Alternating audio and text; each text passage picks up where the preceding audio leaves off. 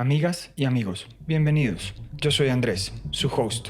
Acompáñenme a descubrir el mundo de nuestros invitados.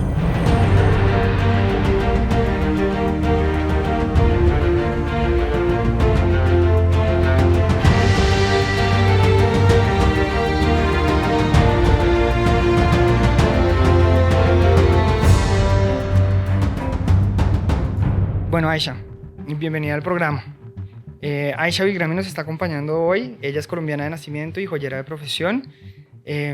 Bienvenida al programa, Aisha, nuestra primera entrevistada. Gracias por tenerme. Bueno, Aisha, como te estaba contando antes de iniciar a grabar, la idea del programa es que nos cuentes tu ruta emprendedora.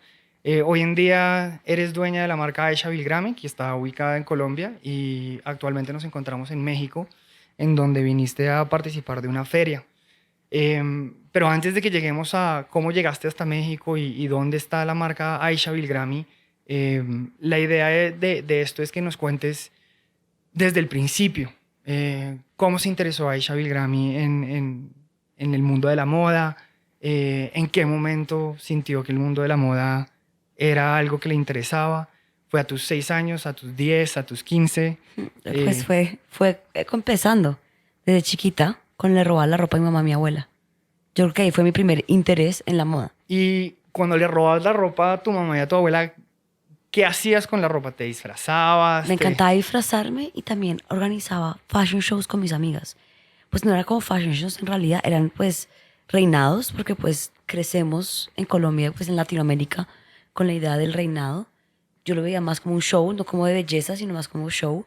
Entonces, me acuerdo que con unas amigas en la finca nos robamos la ropa y hacíamos traje de baño, y salíamos con traje de baño y nos hacíamos nuestras coronas de flores, nuestras cintillas de flores, cada una con el papel higiénico se hacía Miss Colombia, Miss, bueno, la que fuera, y así hacíamos nuestras categorías de fiesta, de noche, de disfraces, bueno, y hacíamos nuestros desfiles. Yo siempre me encargaba como organizarlo, destruía el jardín de mi abuela haciendo como coronitas y pulseritas de flores para decorarnos. Yo creo que ahí fue como el primer acercamiento. Mi mamá y mi abuela siempre fueron personas que se arreglaban, tenían un estilo muy propio, entonces digamos que también de ellas, viéndolas a ellas vestirse, como que me llamó la atención a mí vestirme, y yo creo que gracias a ellas dos fue como mi primer acercamiento como a la moda, y lo hice así como en los desfiles, y luego creciendo tenía dos vecinas con las cuales hacíamos pulseras de Shakiras, hacíamos pulseras de hilos y las vendíamos en la puerta de la casa de mi abuela, y creo que ahí empezamos a hacer como arts and crafts juntas, y digamos que ahí fue como la manera de interesarnos y empezar a darme cuenta que era creativa tal vez.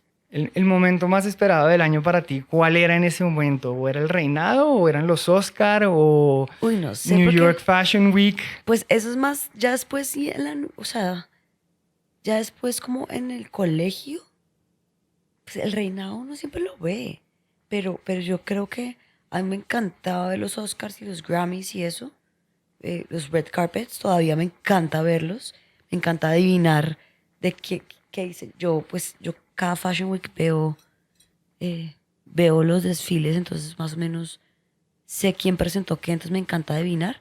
Hoy en día me gusta más ver un Grammy, ya digamos que como que los reinados pasaron a un canon de belleza que me molesta, como que el sistema de reinado me molesta hoy en día, entonces no los veo, ni participo ni nada con ellos. Me encantan los red carpets de los eventos, ver a los artistas llegar, ver qué tienen puesto, adivinar, criticar, un poco eso me encanta verlo. Y digamos hoy en día un red carpet del Met Gala, que el Met Gala es pues como el evento de beneficencia para el Met Museum en New York, que lo organiza Anna Winter. Es algo que me encanta porque es lleno de show. O sea, es súper comercial en cuanto que las marcas, pues es como pues, un evento publicitario para las marcas y su moda, pero también es un show espectacular. Entonces, hoy en día, antes imagino que puede haber sido un reinado. Pero antes de que lleguemos al presente, en el momento en el que estás tomando la decisión de irte a estudiar, porque tú estudiaste en Milán, eh, ¿cómo te sentías, digamos, alrededor de las personas con las que estabas estudiando que me imagino en su mayoría estaban buscando o aspirando a una carrera, digamos, tradicional? Porque, pues, digamos, en Colombia, en el momento en el que tú tienes que tomar la decisión de estudiar, pues, digamos que diseño de modas no era algo tan común. No, no era para nada común. Y sí, digamos que los que escogimos carreras artísticas normalmente éramos como los catalogados como los brutos, literal. Éramos los bobos. Los bobos que solo nos gustaba pintar, literal. Y sí, yo era la boba que me gustaba pintar. No me gustaba matemáticas, no me gustaba física, no me gustaba historia. A mí me gustaba pintar. Y yo estudié en el anglo colombiano, que es donde pues uno se especializa en el bachillerato internacional y uno escoge 3 materias en alto y 3 en bajo. Yo escogí arte en alto, geografía, que la verdad no es una materia muy pues, práctica, pero pintaba, y inglés. Y en bajo escogí biología, matemáticas y español. Ese tipo de escogencia de materias lo llevan a uno a hacer el artsy y el bobo, un poco, en el colegio. Pero pues era lo que me gustaba a mí y eh, digamos que fue mi primera, eso fue, uno escogí, creo que fue el noveno, fue mi primer enfoque para, diseñé en el anglo, diseñábamos, había alguien que tenía que diseñar la chaqueta de 11, porque todos los de 11 teníamos una chaqueta especial. Lo hice junto a otra amiga que también hoy en día es diseñadora de modas. Teníamos actividades extracurriculares donde yo siempre escogí bailes y yo hacía el baile o hacía el disfraz del baile y en arte escogí hacer un desfile de modas. Entonces organicé el desfile de modas de mi último año, cosí una colección y digamos que esa fue mi primer, yo ya en décimo yo ya sabía que quería moda. Tal vez hubiera querido gráfica o industrial, pero como tenía matemáticas salí corriendo. Entonces, digamos que el hecho que escogí diseño de modas, uno, por la poca matemática que tenía, y dos, porque en el colegio también mi profesor de arte me dejó explotarlo al máximo y pues logré hacer un desfile con ropa, con personas y como toda una producción, que fue un poco mi examen de arte. Hablemos de eso, justo te quería preguntar sobre esa clase de arte, porque te escucho hablar y digamos que suena como si tuvieras en ese profesor de arte, digamos, alguien que te dio cierta libertad para expresarte. Entonces la pregunta que te tenía ahí es, ¿cómo crees que te influyó esa persona o esa clase en tu trayectoria, digamos, de escoger irte por diseño de modas? Pues pues él se llama Arturo Tobón, él me dejó hacer lo que yo quería. Literal, me dejó llevar mi máquina de coser al colegio, me dejó coser, me dejó aplicar, digamos, las tareas que él realizaba, ya fuera de dibujo o lo que fuera, a moda. Entonces fue una persona que tal vez vio un potencial y me dejó explotarlo y creo que fue el único, porque el resto, pues en un colegio tradicional no se puede. Yo, digamos, pues no sé si es como un problema, o sea, un problema o una virtud, pero cuando yo paraba atención, yo entendía más cuando estaba haciendo otra cosa. Entonces muchas veces en clase de español yo dibujaba mientras hablaba el profesor y muchas veces eso me metía en problemas. Si yo solo miraba al profesor, no entendía nada, en cambio estaba haciendo otra cosa, dibujar. Entonces muchos profesores que notaron que tenía como esta necesidad de aprendizaje de estar dibujando para poder entender lo que ellos me estaban hablando, fueron, digamos, profesores como el de arte que me ayudaron a explotar un poco esta parte artística mía. Y en el momento en el que tienes que tomar la decisión de irte para Italia, ¿tienes dudas? O sea, hay un momento en donde tú dices, no, bueno, esto no es lo que yo quiero o esto no es lo que debo hacer, porque obvio, tú pues sales para Italia y sales relativamente joven, eh, el mundo está a tus manos, pero también está un poco lejos. Pues la verdad no tuve dudas, la verdad. Es cuando tuve dudas en escoger la universidad porque la verdad yo soñaba con estudiar en Central St. Martins, que es en Londres, más que todo porque mi ídolo de moda era John Galliano en el momento y él es pues egresado de esa universidad.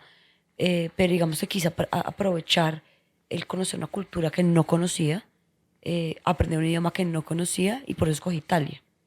Em, la verdad no tuve dudas porque pues digamos que en ese momento no había opción de estudiar en Colombia, no porque no hay universidades, sino que no eran suficientemente conocidas o buenas, consideradas en ese momento. Hoy en día creo lo opuesto, pero por eso me voy a Italia y no, la verdad me fui, pues me dieron el permiso, me dieron la oportunidad y salí corriendo, o sea, al revés. Más o menos me gradué y al día siguiente, o sea, al mes yo ya estaba montado en un avión yendo a Italia. Y en ese momento de realización, cuando Aisha Bilgrami llega a Italia, aterriza, ¿qué es lo primero que te acuerdas de estar, digamos, en este mundo, digamos, de la moda, bueno, la cultura italiana, todo esto? ¿Qué es lo que primero ves y qué es lo que más recuerdas de ese momento? Ya no sé, lo que pasa es que llegué, me acuerdo que llegué en septiembre, era otoño, todavía hacía calorcito, y lo primero que hicimos fue buscar apartamentos. Una cosa que te marca cuando vas a Italia o a Europa, pues llegando, especialmente en ese momento, es que todo el mundo es bonito, o sea, todo el mundo está vestido bonito. ¿Sabes? Como que hay un sentido de estética que es espectacular, que no depende de una clase social, simplemente es una cosa cultural. Y yo me acuerdo que montaba en el metro, me acuerdo que me impresionaba que en el metro todo el mundo usaba gafas de sol. Yo no sabía si era que eran gomelos o qué, pero todos usaban gafas de sol. Y yo empecé a usar gafas de sol en el metro, no importaba que uno no viera nada. Uno usaba gafas de sol. Eso me acuerdo que me impactó, pero en general me impactó mucho el sentido estético, todas las vitrinas, las personas, cómo se vestían. Había un sentido estético muy bonito, no importaba si fuera clásico, excéntrico, lo que sea. Había una pulcritud cultural, estética, que eso fue lo que me marcó. Que te impactó y digamos que te confirmó que estabas Sí, en el lugar. sí, que estaba en un lugar donde me iba a aprender mucho. Y me imagino que cuando hacías el contraste con Colombia de esa época, pues aún más, porque Aún más, es que en Colombia en ese momento, yo siento que Colombia tuvo un momento de moda antes y después de Sara. ¿Por qué? Porque la moda era una cosa un poco, pues, era un poco dependía de qué tipo de dinero tenías, entonces, tu estado económico, oportunidades de viajar, así tú puedes consumir moda en Colombia. También una revista, o sea, tú no podías ver una revista extranjera sin pagar un montón porque la exportación de la revista era carísima. Entonces, siento que Sara, afortunadamente, que fue algo bueno para la industria y también, pues, obviamente, ayudó a masificar un poco la moda. Hay un antes y después de eso. Cuando yo me gradué del colegio y me fui a Italia, no existía esto en Colombia. Y como te digo, o sea, no había un sentido estético, no tenemos eso en nuestra cultura o en nuestro ADN. Entonces, llegar a Italia donde eso está por todos lados, pues era una cosa alucinante. para una persona que busca, digamos, eso proactivamente, me imagino que estabas, digamos, extasiada. Extasiada, sí. O sea, ver a alguien desde el botón, además que hay una cosa en Italia no solo las mujeres tienen un sentido estético impecable, pero los hombres. Entonces era ver los hombres como tienen el pañuelito, la mancuernita puesta, la media, la atención al detalle, que era una cosa que pues que en Colombia no pasaba.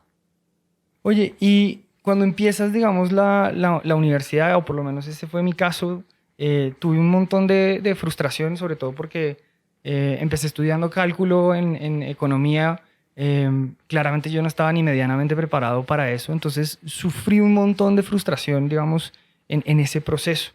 ¿Viviste tú algo, digamos, similar al inicio en donde no, digamos que ya estás convencida y sabes qué es lo que quieres, pero que te hiciera, digamos, en algún momento dado replantearte tu elección?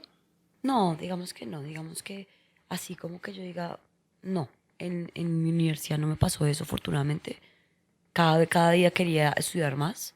Digamos que ya era como, era un reto todos los días, era más cómo me podía yo expresar más creativamente. Ya fuera al vestirme, que me parecía un payaso andante, pues en una universidad en moda no se sabía quién se esforzaba más y en serio quién era más payaso. Porque entonces estaban los que tenían un montón de plata, entonces se vestían de marcas de pies a cabeza. Estaban los que simplemente se cosían su ropa, entonces parecían, pues a veces les cosía la ropa mientras caminaban.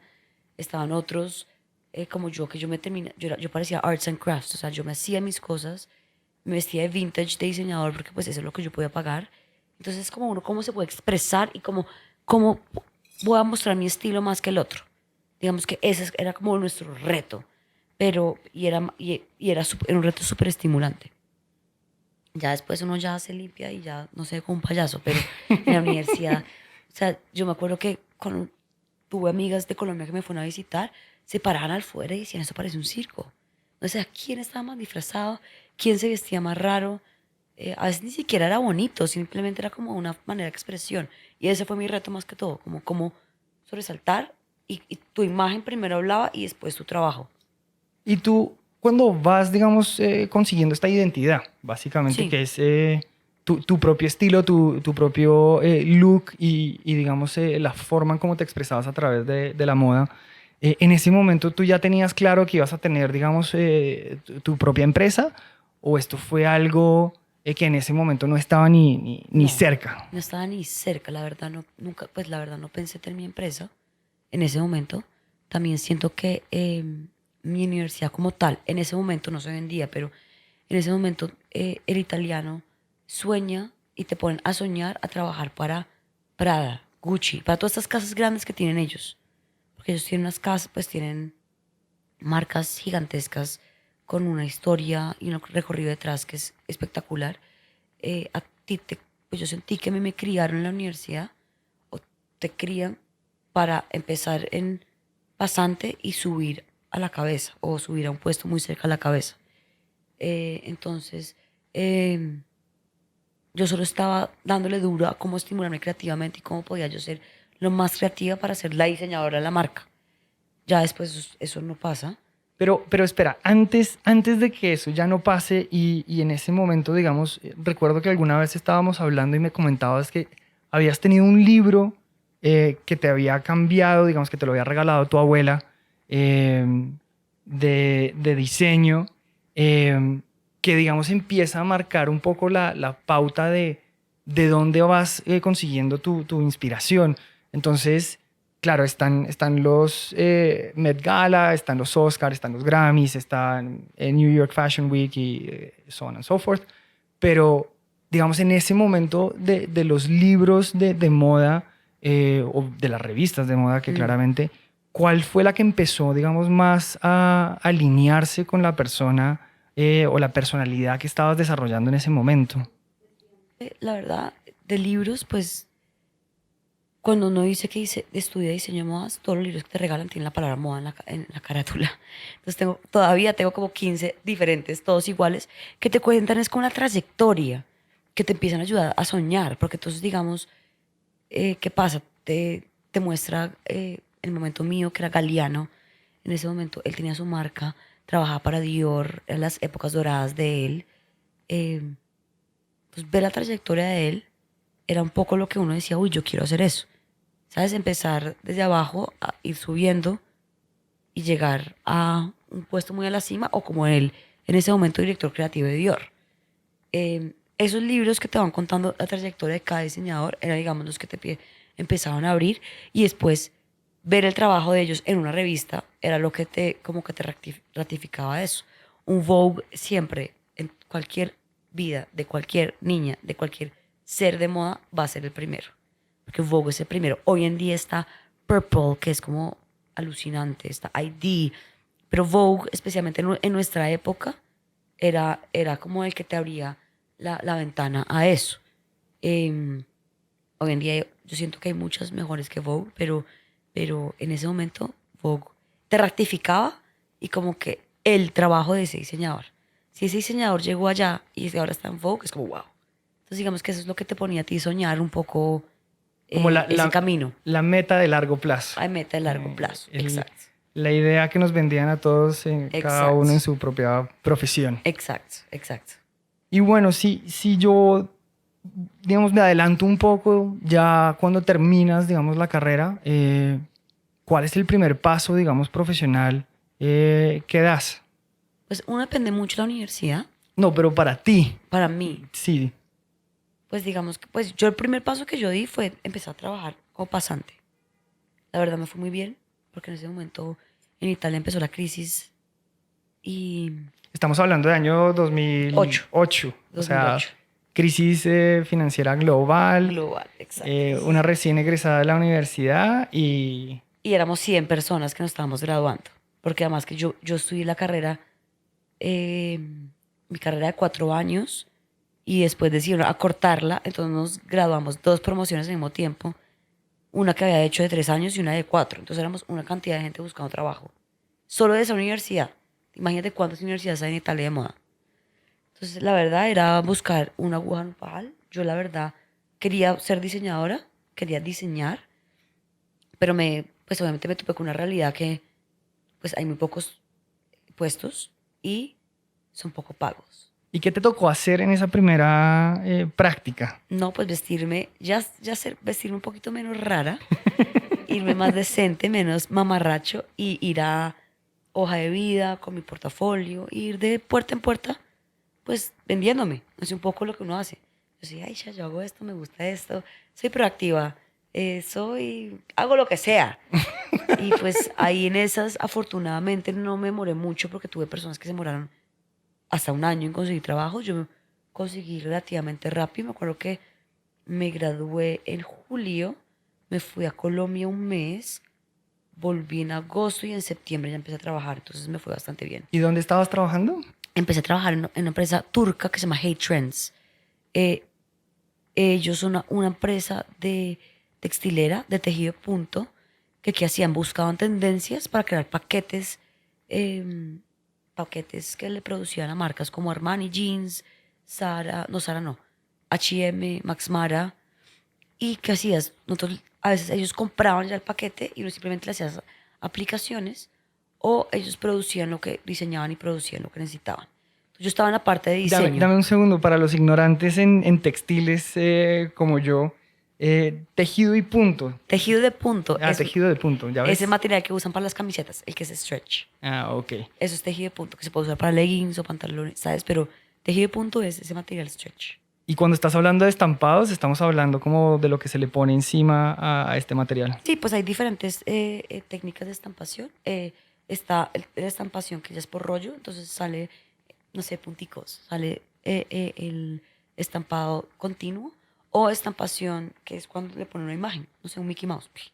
Ok, Entonces entonces, o bordados, también hay bordados, hay estampados y bordados. O sea, mi tarea era barrer la red, barrer las tiendas, ir a las tiendas, tomar fotos de qué estaban haciendo en un momento, qué aplicaciones había, qué técnicas había, para nosotros poder crear paquetes en tendencia que fueran con una buena innovación para proponerles a estas grandes marcas, o simplemente paquetes de tendencias, que ellos compraban también a veces de paquete de tendencias. Era como un poco cool hunting, que es un poco eso, pero en diseño, más aplicado al diseño. claro, y me corriges, mi historia de la moda no es muy exacta, pero ahí estamos hablando el inicio, digamos, de toda la tendencia de fast fashion y de... Sí, exacto, exacto. Era fast fashion es, por ejemplo, H&M, Zara, que son empresas que crean moda a la semana. Cogen una tendencia, la desarrollan y está en el piso la semana siguiente. Después está el pronto moda, que ya puede ser, es un poquito más slow. Hoy en día igual es bastante fast todo, pero el pronto moda que sí, que ya son colecciones que se presentan 2 veces al año. Antes, hoy en día hay pre-fall, cruise, fall winter, spring summer. Son como las 4 principales, aunque pues a veces inventan otras cosas. Entonces ya depende de cada marca. Creo que estoy un poco quedado en eso. Yo todavía estoy en jeans Y camiseta. y camiseta. Pero bueno, entonces creamos esto. Yo, el asistente, el diseñador, en ese momento fue el boom de las bloggers. Ahí nacieron las bloggers. Entonces a mí me obligaron a tener un blog para poder estar actualizado, porque pues era el nuevo mercado. Estas niñas estaban vendiendo en un blog, en una plataforma, de una manera muy informal, moda. Yo creé mi blog, que se llamaba Aisha's Rabbit Hole, porque yo tenía un conejo y vivía en un espacio muy pequeño. Y empecé a crear contenido de lo que estaba aprendiendo en la moda y en mi primera pasantía, que duró 3 meses porque cerraron la empresa en Milán. O sea, tenían sede en París, en Milán, en New York y en Barcelona, y la cerraron todas y dejaron solo a Turca. Entonces ahí quedé yo sin trabajo. Fue justo en diciembre, entonces pues pasé Navidades tranquila y en enero encontré trabajo afortunadamente en una empresa italiana que ellos se llamaba Dimensioni. Era una empresa que eran como cuatro ramas de diseño que tenían, todas diferentes. Y éramos 4 departamentos. Ganesh, que era hombre, Ganesh Nari, que era mujer, que ahí fue donde empecé yo. Otro que se llamaba algo Bear, no me acuerdo, Black Bear, y había otra. Pero ahí, cuando haces ese cambio, obviamente vienes de una... Estuviste relativamente poco en la primera empresa, pero pues pasaste de fast fashion ¿a qué? Y Pues ahora, era cool hunting y fast fashion más o menos a producción. La verdad yo no fui picky, a mí me ofrecían y yo iba. Obviamente me hubiera encantado glamuroso Prada, pero pues no se me dio. Y en este me pagaban, en el otro me pagaban, en este pagaban. Ya no servía café, sino que era la junior de producción. Y esto consistía en trabajar con un diseñador. Este diseñador me pasaba unos dibujos. Nosotros teníamos que hacer sourcing de materiales. Y esto lo hacíamos con China e India. Entonces escríbele al chino, necesito algodón cerrado para el pantalón con un porcentaje de stretch. Me llegaban las muestras. Yo me volvía a sentar con el diseñador, que lo quiere lavado porque quiere que ahora está de moda este lavado de rayitas en las arrugas. Entonces hay que hacerle el lavado. ¿Cómo se hace este lavado? Con tantas piedras, pomes. Era muy chévere porque ya era mucho más técnico. La verdad me pareció muy interesante porque pues hay que aprender a los metrajes, a los lavados, a los hilos, que si le pongo un hilo color, que si le pongo un botón de ese color. Si le pongo ese botón, tal vez tengo que lavar la prenda antes, porque si le pongo el botón antes se puede destruir con la piedra. Son cosas muy interesantes, pero todo era a larga distancia, porque se producía en China y en India. y yo creo que ahí fue tu primera experiencia de negociar con proveedores. Sí, fue la primera. ¿Y cuál fue, digamos, el gran aprendizaje de esa interacción, A digamos? verificar los ceros, porque siempre, una vez hice un pedido muy grande, afortunadamente al ser junior te revisan todo, pero ya confían bastante en mí y casi hago un pedido millonario. Horroroso. Pero no, negociar con proveedores igual, digamos que no. Más que todo era como hablar, ser claro. Aprendí un montón a ser clara con una ficha técnica. Como hablarle de una manera concisa a una persona que está al otro lado con un lenguaje muy sencillo. Yo hablaba inglés, pero pues te toca hablar inglés con carnícola muy conciso para que el chino al otro lado entienda. ¿Y cuánto se demoraba, digamos, en llegarte las muestras a ti para poder, o sea, ese ciclo de doy mis comentarios, me mandan la muestra y verifico? Un mes o 3 semanas, Ok. depende. O sea, era un... Entonces llegaba la muestra, la primera muestra, y ahí hay que hacer correcciones. Eso es lo más divertido, porque entonces uno se lo ponía para fit. Mira, bueno, a veces le mandan la muestra por fit, a veces por la tela. Entonces uno tenía que saber identificar uno por qué está viendo esa muestra. Entonces, ay, esta sí está bien, pero hágamela por favor en la tela. Llegaba a la producción, llegaba una segunda muestra, con todo lo que tú ya habías corregido bien y ya con la tela correcta, lo apruebas y ya salió para pintura. Estas eran marcas que eran muy comerciales, entonces no era como que teníamos que correr a un desfile, pero sí mostraban todo en Pitti. Pitti es un trade show gigantesco, se llama Pitti Uomo. Normalmente es para hombre, pero pues hay marcas que tienen hombre y mujer, entonces se muestran. Yo estaba en la marca que tenía hombre y mujer y manejando la parte mujer, entonces Pitti era nuestro deadline. Pitti era en febrero y en septiembre, y es en Florencia.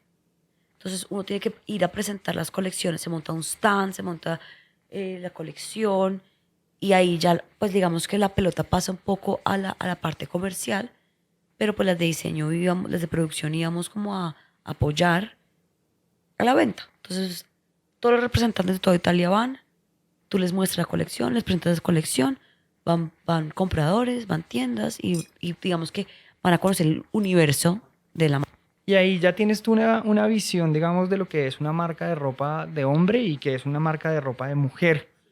Digamos, en esa oportunidad que puedes evaluar y contrastar, digamos, hacer una ropa, una prenda, digamos, para hombre y para mujer, digamos que, ¿cuál fue tu sensación? Porque digamos que al final terminas en joyas y me imagino que eso tiene un proceso de descarte, de evaluación. Sí, no, digamos que el hecho de haber visto tanto de ropa y pues después todo el recorrido que hice en ropa fue más que todo, al final llegué a la joya porque me aburrí la ropa. O pues también cuando uno llega a decir, ok, quiero hacer algo mío propio, ¿cómo destacarme? Digamos que con esta experiencia de Italia, además de aprender mucho en producción y en los detalles más minuciosos de una prenda, que a veces cuando uno está diseñando, no los ve o no piensa que está detrás, porque detrás a veces el jefe de producción es más importante que el diseñador. El diseñador conceptualiza y si no, este jefe de producción, si no te pone el hilo, el botón, la tela, puede que se te vaya tu concepto pues, a otro planeta.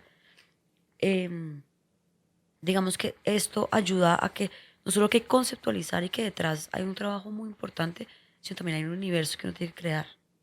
O sea, el diseñador crea, digamos que la idea, la persona de producción la ejecuta, la persona comercial la vende y en el sitio, en el stand, se crea un universo, se crea un ADN y una marca, que eso es lo que se está vendiendo. Como el look and feel de la marca. Exacto. Entonces digamos que a la hora, yo llegué a la joya, fue porque yo quería saber, yo también decía, ¿qué universo voy a crear yo? ¿Qué voy a vender yo? Hoy en día con tantas marcas y en un país en un mundo tan globalizado, si tú no tienes un ADN o una historia que contar, te perdís entre el montón. Entonces fue un poco llegar a las joyas, fue un poco encontrar también qué podía yo dar, qué universo podía yo Marcar vender, la diferencia y no ser una marcar más la del montón. diferencia.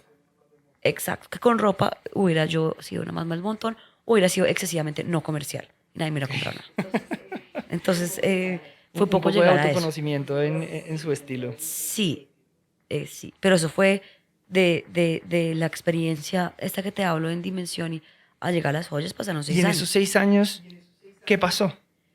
Me volví a Colombia porque en Italia cerraron el flujo de trabajo para los extranjeros. Berlusconi no nos quería como, quería a los extranjeros como babysitters o que cuidaran a los viejitos. Mi jefe en ese momento sacó un permiso para cuidar viejitos, nunca lo salió. Viejito era mi jefe, pues el dueño de la empresa, pero nunca pasó,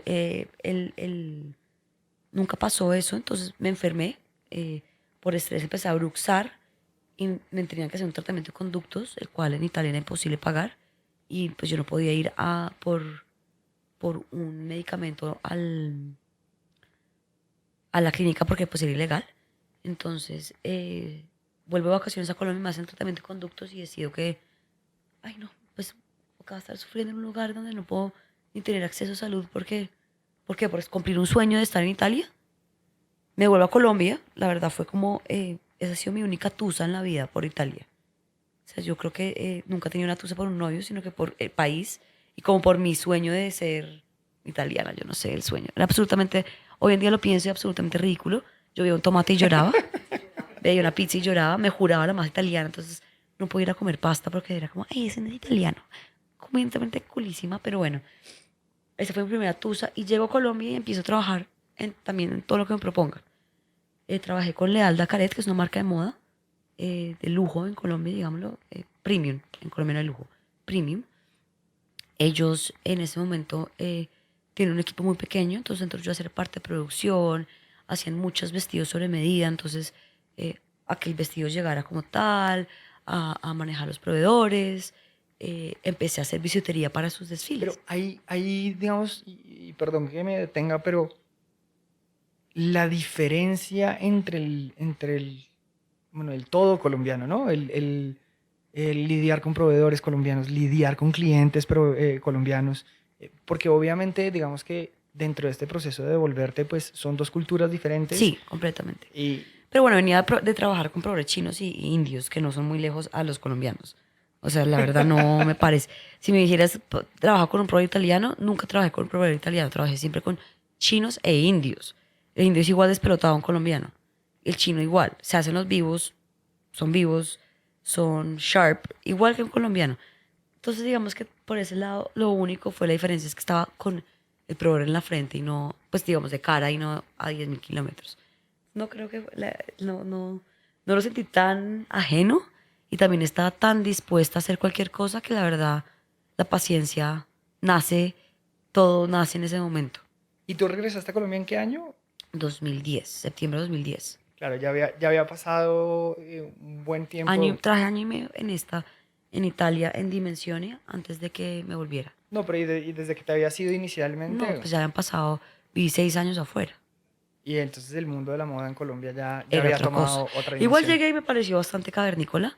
Todavía faltaba bastante estéticamente todo. Ahí entró Sara, que fue la verdad eh, reto para, digamos, marcas como esta la Carete, que eh, pues ahora tienes un comparativo de precio absurdo. Las personas entonces dicen, ay, ¿por qué entonces tú cobras más que Sara? Pues obvio, o sea, estamos trabajando con empleo nacional, telas nacionales o importadas, eh, detalles diferentes, cantidades diferentes a un Sara. Eh, también toca empezar a ser un factor diferenciador, o sea, vender una camiseta ya no es, o sea, ya no es suficiente. Tiene que ser algo como mucho más imponente, que igual ellos lo hacían, pero digamos que Sara empieza a desafiar a muchos diseñadores en maneras positivas y negativas. Cierran muchos diseñadores chiquitos, pero los otros sacan la cabeza y es fantástico porque uno, hasta el público colombiano, después de un mes de vestirse Sara, ya se está viendo igual que todo Colombia. Todo Colombia se empieza a tener la misma camiseta, el mismo zapato, la misma jean. Ahí empiezan a buscar diferencias, empiezan a valorar la diferencia. Después empieza, es la caída de esta fábrica en Bangladesh, donde empiezan a mostrar los cómo los trabajadores trabajan en situaciones precarias. Entonces empieza a ver este problema del fast fashion. Se empiezan a valorar las personas. Sara trae una cosa muy importante en Colombia, yo creo que en todos los países de Latinoamérica o países de tercer mundo, como lo llaman, los de primero, pero un tema de educación, porque educan al comprador en todos los temas éticos y también estéticos y empiezan a valorar lo nacional. Entonces digamos que ahí entra Sara y es una transición increíble porque pues uno empieza a ver, primero, la gente se empieza a interesar por vestirse y por tener una identidad y dos, empieza a interesarse en otras cosas, en otras marcas. Y en eso me quiero, digamos, enfocar en este momento y es el factor diferenciador. Una de las cosas que no hemos conversado, digamos, tu mamá es colombiana y tu papá, digamos, tiene ascendencia de Pakistán, es Es pakistaní. pakistaní. Em, y obviamente en este proceso, digamos, tuyo de regresar a Colombia, de ya empezar, digamos, un poco a explorar esta situación de la transición con Sara y las marcas colombianas, ¿cómo es ese proceso para encontrar tu factor diferenciador? O sea, obviamente me imagino que esto es un tema que va evolucionando con el tiempo, pero en ese momento, digamos, ¿cuáles son las cosas que tú empiezas, digamos, a identificar que pueden ser diferenciadoras para ti? El hecho que yo, pues digamos que ese fue mi primer acercamiento como al buscar tener una marca, un sello propio, fue ese factor diferenciador. Yo me denomino Paquilombian, porque mi papá pakistaní colombiana. em, y es algo que en realidad viene de atrás, porque cuando yo voy a vivir a Italia, yo voy como por ese sueño de afuera, de lo diferente, de allá es más bonito que acá.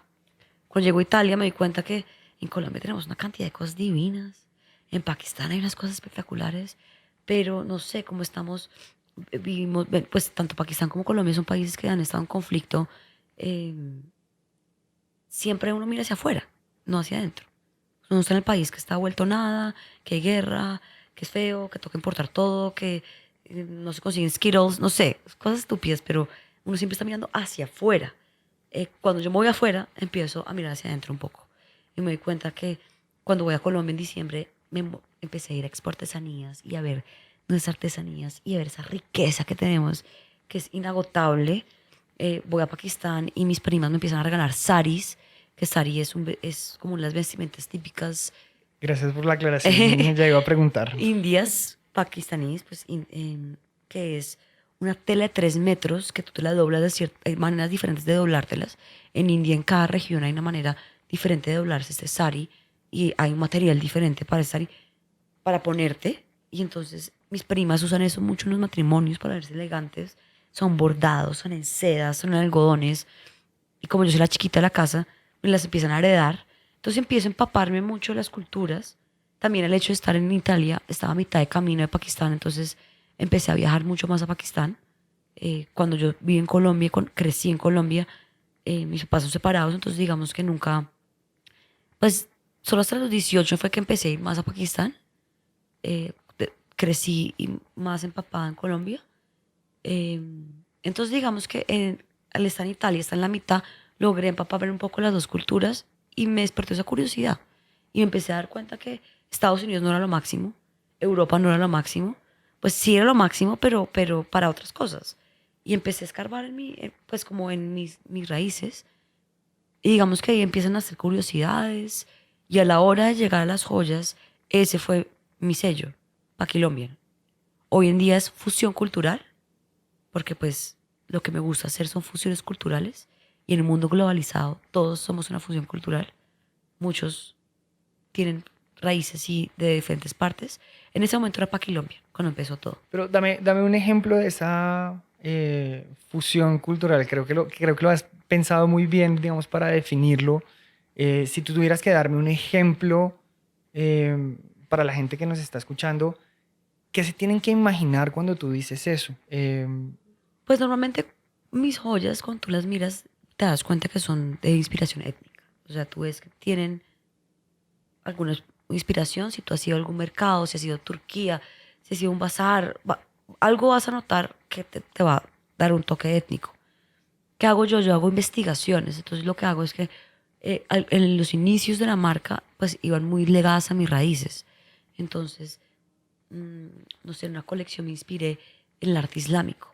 Y cómo en el arte islámico las figuras geométricas se hacen haciendo figuras geométricas y haciéndolas rotar sobre el mismo eje y trazando, y así se crean esos mosaicos espectaculares de los pisos de las mezquitas de Turquía. ¿Sabes? Como que eso es lo que crea el arte islámico. En el arte precolombino la espiral se comporta de la misma manera. Entonces, yo qué hago con mis investigaciones es buscar similitudes en diferentes culturas y poder narrarlas en las joyas. Entonces, trabajo con esas geometrías. Entonces, en esa fueron las geometrías. En la otra busqué, pues digamos que en ese momento estaba perturbada con todo el tema y como del fundamentalismo islámico y cómo las personas lo malinterpretaban. Mi familia es musulmana, por lado de papá, por lado de mamá es católica, yo soy una mezclita, pero pues me molestaba un poco como, ¿sabes? Con esa satanización de la religión, que puede ser muy buena y muy mala, depende en qué manos y qué cabezas caigan. Pero entonces quise buscar las similitudes bonitas y me fui a la arquitectura. Y en esas me fui a los pilares, que son los minaretes, que es donde llaman al rezo, y los campanarios, que es donde en el catolicismo llaman al rezo. Y utilicé como todas estas figuras, todos estos detalles arquitectónicos para mostrar que es la misma cosa. Todas las religiones son la misma cosa, solo que cada uno tiene un discurso diferente, una visión, una práctica diferente. Cogí la media luna, pues la luna creciente del Islam, y cogí la cruz, y de ahí que nació una colección de esta fusión de estos símbolos de diferentes culturas. Ya, digamos que el lado artístico y creativo tuyo ya no hay discusión, está en ti, es parte de tu ADN. ¿Cómo enfrentas, digamos, la realidad pura y dura en Colombia de empezar un negocio? Y eso es difícil, además que eso es una queja que yo tengo mucho de las universidades. En mi universidad me hicieron soñar y me volví una persona excesivamente creativa y creo que soy una persona muy creativa. Pero marketing, lo pasaron por encima como si eso no importara. Business, por encima como si no importara. Costeo, ¿Cómo así? O sea, yo hice la colección de mi universidad de último año de grado y me gasté un huevo de plata. Porque no me hicieron costear nada. Era como, sí, usted haga, muy lindo su vestido, listo, hágalo. ¿Cómo así que no me enseñaron a costear? Esas son cosas que cuando uno llega a una empresa y va a empezar, ahí es donde está el problema. La plata. Porque yo tenía unos ahorros, empecé, y Me quedé sin plata. uy, sí. ¿Cuántos empresarios no han empezado y se han quedado sin plata? Creo que esa es la historia del millón. Exacto. Y es la historia del millón y pues al menos queja de mi universidad no me enseñaron a hacer eso. Me enseñaron a soñar a que iba a ser una diseñadora grande, iba a trabajar para alguien y alguien más iba a encargar de eso. Que eso yo creo que es un error. Y digamos que ahí, digamos que es cortarle las alas a una persona que quiere emprender. Porque le enseñan una parte y la otra no sabe. Claro, para emprender y para tener una empresa uno tiene que tener equipo. Entonces, al final y al cabo, uno va a crearle un equipo que termina haciendo eso. Pero al comienzo, uno es el mensajero, el contador, el diseñador, el producto, o sea, todo. Entonces, a mí me hubiera gustado que me enseñaran un poquito más de cada cosita. Por lo menos que te hubieran dado un preaviso de, oye, se te viene esto encima y te va a tocar hacer... Que me hubieran enseñado a usar Excel. En la universidad nunca vi Excel. O sea, yo usaba Excel porque mi mamá me mandó a Italia. Mi mamá es súper neurótica, es administradora. Y me mandó con mi Excel para que yo supiera cuánto me podía gastar en zapatos, cuánto me podía gastar en comida, cuánto me tenía que gastar en mi arriendo. Y así ser organizada y que nunca me faltara plata. Y nunca me faltó porque fui muy organizada. Pero si mi mamá me hubiera enseñado la básica de sumar y restar en Excel, ¿cómo así? O sea, sí, Photoshop divino, Illustrator divino, que son herramientas de diseño que las sé usar al revés y al derecho, pero ¿cómo no me enseñaron a usar Excel? ¿Y cómo aprendiste a costear? ¿Cómo empezaste, digamos, tú a resolver, digamos, estos obstáculos que ya no vienen de lo que naturalmente te nace? Experiencia porque, digamos, primero en este sitio en Italia, ahí empecé a costear. Luego llegué a Leal Caret y pues no, yo no estaba metida mucho en la parte de costeo y eso, pero pues en una empresa chiquita uno empieza a ver cómo funciona. Cuánto llegaste en el botón, cuánto es la pepa. Y como que uno se empapa. Y pues yo soy una persona curiosa, entonces me empapaba en eso. Después de la Caret trabajé en producción de vestuario para teatro. Y yo era la que estaba encargada en producción. Entonces tenía que yo hacer presupuestos. ¿Cuánto? Esta camiseta necesito 1,5 metros y hay no sé cuánto desperdicio. Entonces ahí empieza uno a sumar, restar, que si lo quiero en rojo, entonces tengo que teñirlo o tengo que comprar la tela roja, pero sabes cómo resolver. Pero la verdad fue experiencia y fue experiencia empapándome yo y siendo curiosa en todo. Una disposición a aprender. Aprender, que eso es una cosa que hoy en día si uno no está curioso, no va a aprender nada y tanto uno como empresario para contratarlo no va a ser atractivo. Curiosidad, curiosidad, curiosidad. Y si tú tuvieras que tomar un error o, no sé, me comentaste de esta situación en donde habías hecho una orden muy grande y que afortunadamente alguien revisó, pero si tuvieras que escoger un error del cual aprendiste un montón y que fue como la base para, no sé, tomar mayor impulso, digamos, ¿cuál sería esa lección, digamos, de ese proceso inicial? Uno pasa muchos errores, o sea, primero que todo, yo no soy joyera, entonces no conozco, soy una joyera empírica. Entonces siempre hice bisutería, hice cosas con joyería, pero entonces el hecho de no saber joyería me tomó 1 año más de pruebas y 1 año más de plata y 1 año más de trabajar con personas del gremio de joyería, en los cuales era casi como, pues para mí fue como un curso, porque pues yo pagaba, hacía muestras, todo, y al final muchos no me funcionaron.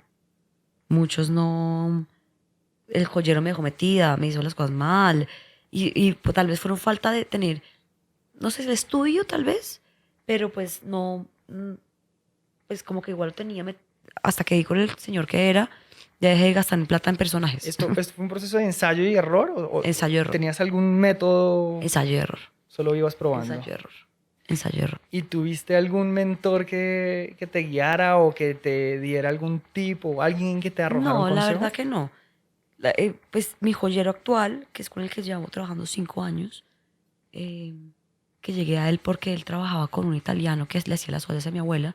El italiano le dio una crisis y se fue a abrir una heladería. a Santa Marta y él quedó sin trabajo. Buena suerte para ti. Muy buena suerte. Y llegué yo a él y él fue mucho, él es el que me ha enseñado en joyería, el que me ha guiado, el que me ha asesorado, el que me entiende perfectamente mi estética y con el trabajo en equipo. Eh, entonces, él es, digamos que en joyería fue el que de una manera muy eh, honesta no me robó, me enseñó, me sugirió y con él tengo una relación de 5 años de respeto así y de confianza. Porque pues, como en todos los gremios, hay ladrones y me tocó un par de esos que se dan cuenta que uno tiene sus ahorritos para su inversión y que está probando y entonces empiezan a robarle y bueno, en fin. Pero ahí digamos que quiero hacer un cambio y preguntarte, digamos, por la siguiente etapa, digamos, del proceso. Ya vas consiguiendo, digamos, tus diseños, has probado, ya tienes, digamos, unas muestras que sientes que te funcionan y llegas a tu primera colección. Em, ¿Cómo fue ese primer, digamos, cliente? La primera venta que uno, como emprendedor, digamos, siempre la tiene y la anhela. O sea, yo recuerdo que cuando monté mi primer negocio, las primeras 48 horas que estuvimos abiertos, y era un hotel, no llegó nadie. Y yo estaba así sentado y dije, me equivoqué, no. Ahora qué hice y tenía un análisis de cuánto me costaba tener el sitio abierto y cuánta plata estábamos perdiendo y recuerdo perfecto que la persona, el primer cliente llegó a las 7 de la noche y, digamos, era una casa bastante grande y estaba vacío y lo único que le pude dar a esta persona era el cuarto más caliente. Es esa historia, digamos, que te cuento, ¿tienes algún recuerdo, digamos, de tus primeros clientes? Sí, sí tengo, pues casi siempre son familiares y amigos, que gracias a ellos, pues ahí empieza la red de uno. Claramente no me podía quedar mis familiares y amigos porque no son millonarios, uno, y dos, pues Pueden regalar me suficientes quieren joyas al suficiente, no, año. y me quieren, pues me quieren hasta cierto punto, ¿no? Para ayudarme. Pero pues ellos son los primeros, o sea, mi mamá, creo que mi mamá tuvo de los primeros aretes, eh, un amigo mío, Juancho, él compró un anillo, pero ya más que yo cuando lancé la colección, hice mucha bulla, decía, no, vas a lanzar la colección, hice mucho show por redes, entonces no la mostraba casi. Entonces, que para lanzarla, me alié con otras marcas amigas que estaban buscando un espacio y que tenían un presupuesto pequeño, que necesitaban un espacio donde vender y mostrar sus cosas. En ese papel de punto de Laura Acevedo, eh, Marina Puerta y Lili Ramonas, y estaba Daniela Benetti que tenía su fotografía, que hizo la fotografía además de mi marca. Y decidimos, necesitábamos, todas queríamos salir de nuestra casa, no trabajar en la casa porque nos estamos enloqueciendo. Y queríamos vender. Entonces encontramos un espacio, no en el mejor lugar de Bogotá, pero un espacio suficiente, como un showroom a puerta cerrada para lanzar. Me acuerdo que Daniela se encargó como de llamar los medios y, y pues yo no había mostrado la colección porque la tenía súper celosa y guardada. Dije, ¿sabes? Tengo que hacer el boom. Y la verdad no sé si me confié de que había echado tanta lora y que iba a llegar gente, pero llegó tanta gente que la mitad de la gente no pudo ver nada. Porque entonces era las clientes de Laura, las clientes de Mariana, las clientes de Daniela, mis clientes, todo el mundo en un espacio chiquitico, embutido así tratando de ver. Me acuerdo de las personas que vendí muchos circles.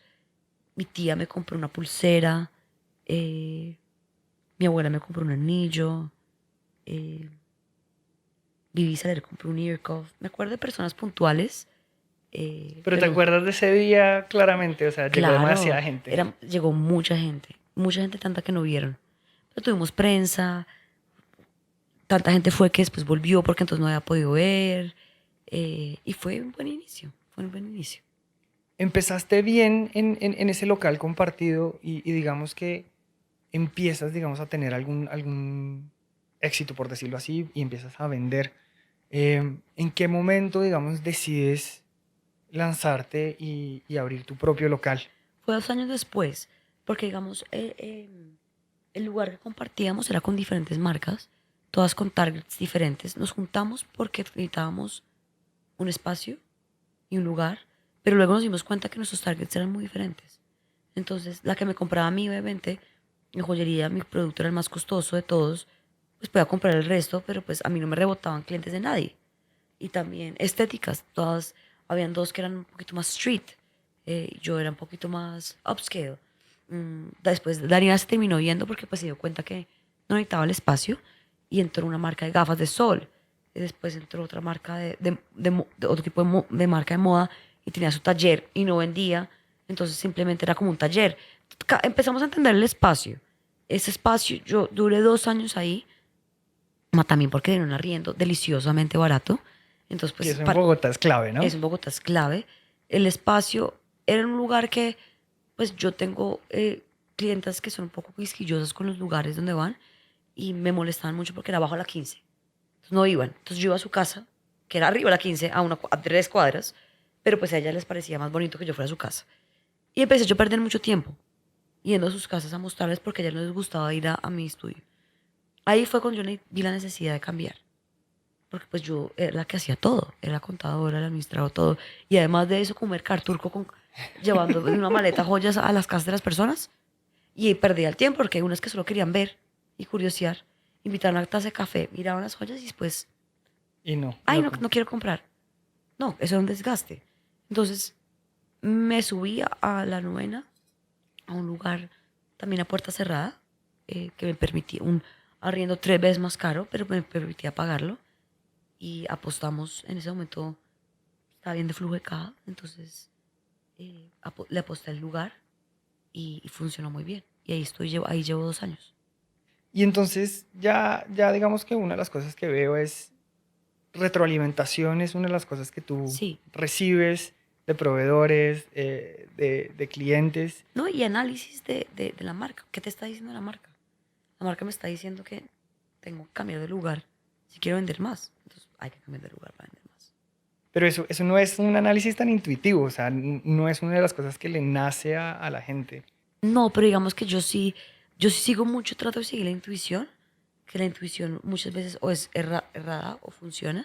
A mí me ha funcionado muy bien seguir la intuición y en cuanto a los números se los hago revisar a alguien para ver si sí. Yo quería ese sitio y yo, cuando escogí el sitio donde estoy ahorita, yo pasaba y lo miraba y lo pasaba y lo miraba y pasaba y lo miraba, pero no me atreví a llamar porque yo decía, no, eso va a ser muy caro. Y fue Jaime, mi esposo, que me dijo, muéstrame cuánta plata tienes. ¡Wow! ¿Tienes un montón de plata? No, móntate. Eso te alcanza para 4 meses. Hágale. Él no es financiero, pero digamos que él hace todo un poco con el estómago, que digamos, yo en plata soy más cuidadosa en eso, entonces eso me ayudó. Y llevé a mi abuela, que tiene visión de espacio, y mi abuela fue la que me dijo, hágale. Tienes un apoyo de tu familia incondicional. Sí, sí, que eso es súper importante. Que el entorno, digamos, que te rodea te apoye en este tipo de situaciones Sí, es algo invaluable. sí, tanto amigos como familia.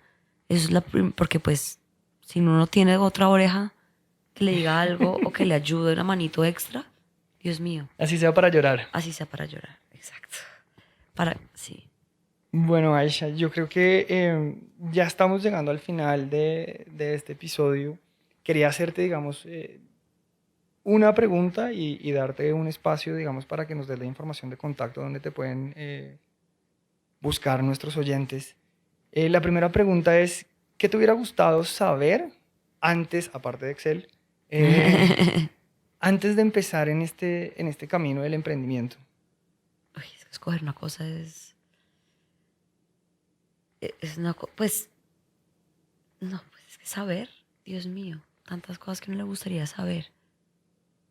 Más que todo saber que uno no se va a caer, o sea, que es una cosa de persistencia, que lo que fue mal hoy mañana no va a estar mal y que pasado mañana va a estar mucho mejor. Y Confiar en ti misma. confianza y persistencia y, y tal vez apoyarse en entidades. Saber que hay entidades que te ayudan y que tal vez yo llegue un poquito más tarde, pero hay muchas cosas que uno se puede apoyar en muchas entidades. ¿Cómo cuáles? No sé, por ejemplo, en Bogotá la Cámara de Comercio es estupenda. Ok. Yo llegué hasta el segundo año a trabajar con ellos y te apoyan y te dan plata y todo. Le toca a uno ser juicioso, pero digamos, yo lo hago y digamos, fui a una feria, ellos me invirtieron la mitad, me dieron una ayuda económica.